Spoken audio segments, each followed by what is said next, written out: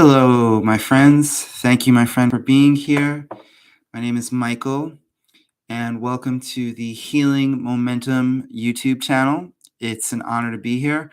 And what we like to do in these live streams is to take a concept, something that's focused on emotional well being, communication, relationships, our own healing journey, and to take the ideas behind the practice of mirroring communication practice in a way where you can learn about thinking, communication, relationships, well being in ways that will move you up the emotional scale, that will expand your mind, and will help you to really gain a sense of well being, self esteem, sense of leadership, and creating your life.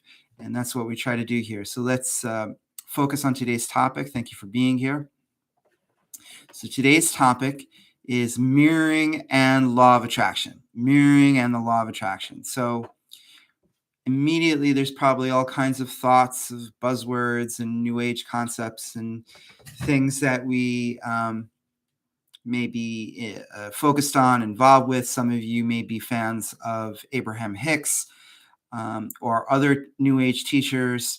Maybe you just ran upon this and you value therapy, coaching, practices that help you to your mind and body to move into a better state of well-being.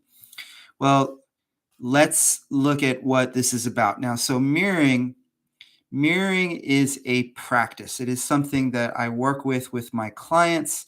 It is something that I work with when I'm dealing with an organization or working with professional development. And what we're doing with mirroring is creating this container, this sort of separated environment, this sense of a different space where we're focusing on what is good sending and what is good receiving. Good sending and good receiving in ways where we are becoming aware, we're being more mindful of what's coming out of our mouths, what's coming out of our minds, and what we're receiving from other people and the meanings behind it and how we can create energy in those moments. And that's really everything, because I like to tell my clients your sends, the how you choose your communication, what you choose to say and when and to whom, all of it. That's you creating your life. It's you, how you represent yourself.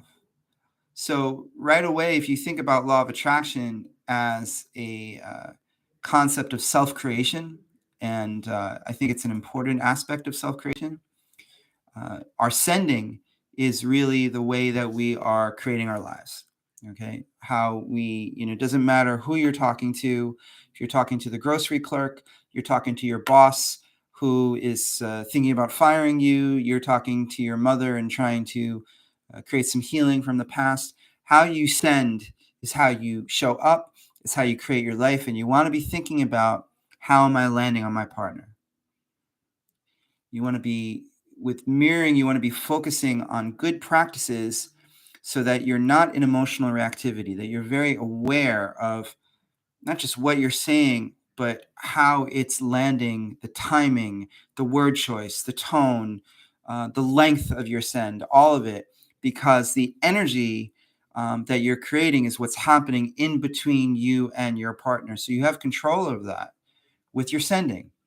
And your receiving is really your mindful awareness of what is the dominant emotion that's coming at me.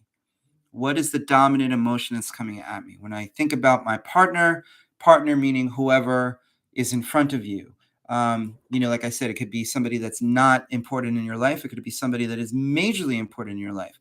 Well, your consciousness, your mindfulness about, okay, whatever they said, that's their words. There's their facial expressions, there's their timing, there's their overall energy, there's their mood. What is the dominant emotion that is coming at me? How can I be aware of what is actually coming at me from my partner? So that is a very important aspect of mirroring, sending and receiving. And there's other things that go on. So let's say, just so you get a sense of how I might train somebody, maybe we're in a session with somebody and they say something that is deep and important. It lands on me as the coach as something worth focusing on or going deeper on, or something maybe that I'm hearing that's something that they're used to saying, but that they're actually betraying themselves. They're betraying their own deeper sense of authenticity. Then I might say, hey, hold on. Let's mirror that. Let's do some focused mirroring. And then I would offer them affirmations. Or I may even offer them things that they just said to mirror back.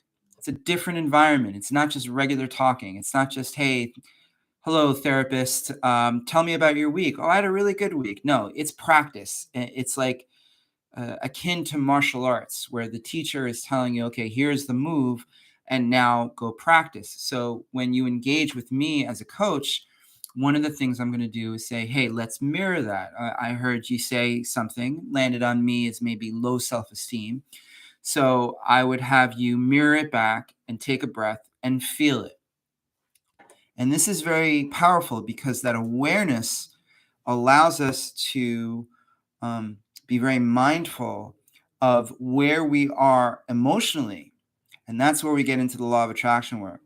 Because from my experience of study and my experience in my own life and working with my clients, the dominant emotional field that we are in, that is what we that field, that sense of, I deeply have a sense of anger, or I am in grief, whatever we really are feeling on a deep level, that is the container that allows us a range of thinking.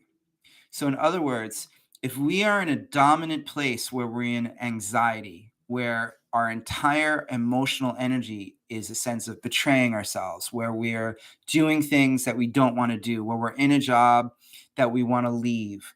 I mean, that happens to a lot of us, but I mean, a sense of like, I really don't want to be here, but I can't be here.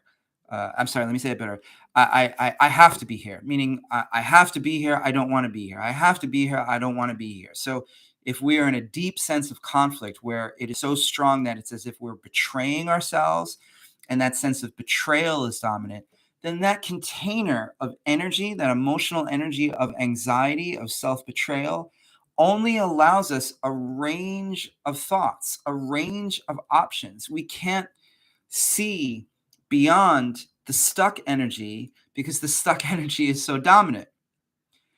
If we are in a state of calm and well being, where no matter what's going on in our lives, things wanted or things unwanted, if we are in a state of well being, I am okay with all of this, all is well. No matter what is going on, only good will come from this. If we are able to be in that place, and that's a great place to be, and it's something where we always want to be moving to, then we have a much wider range. The container is more open, certainly to more ideas, more thoughts, and even a sense of intuition.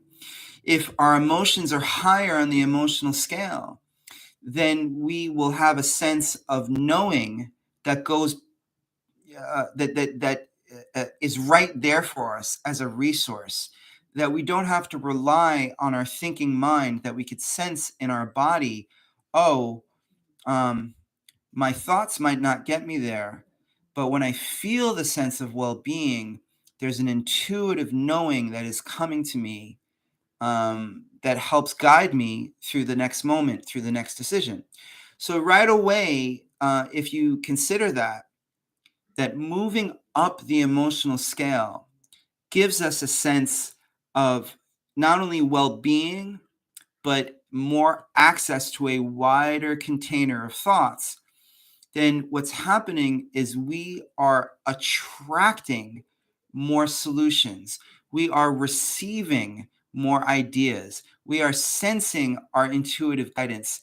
And we are going beyond the thinking rational mind into a more sense of knowing and being that gives us and emotional energy and emotional resources, ideas that won't come to us, that won't be attracted to us if we're blocking them from either a confused, distressed emotional field or from thoughts that are overwhelmed, thinking too much, confused, crisscrossing, any of those things.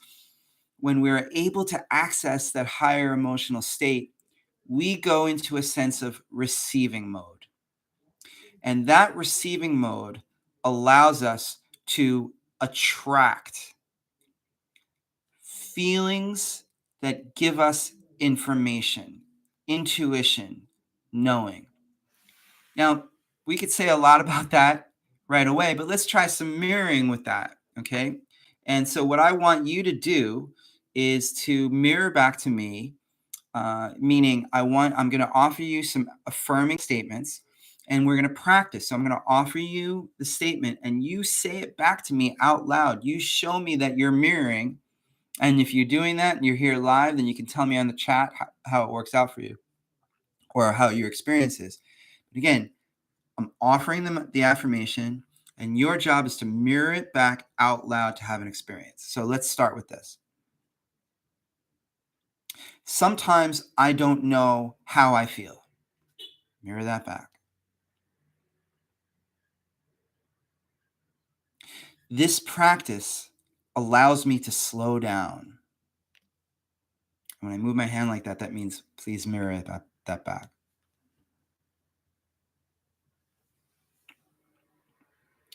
When I notice how I'm really feeling,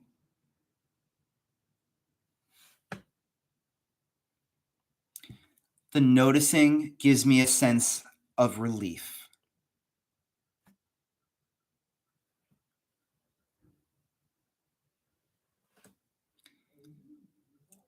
That relief leads into a sense of well-being.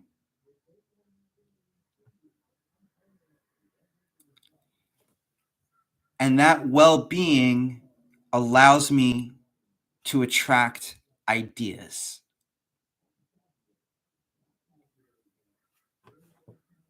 That well-being allows me to sense my intuition.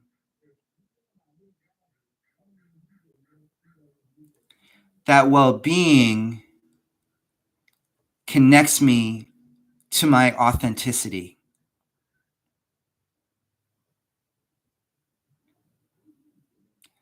That well-being gives me more resources. Good. So let's take a breath with that. Just breathe in. You did a good job. You did a good practice. You tried some mirroring. So first things first, as you're watching this, whether you're seeing this live or you're watching the recording of this, how was that for you? Just sitting there focused, practicing listening, mindfully hearing my offerings, my affirmations, and then mirroring them back with me. I invite you to leave a comment about that and let me know, oh, what was that like for you just doing that?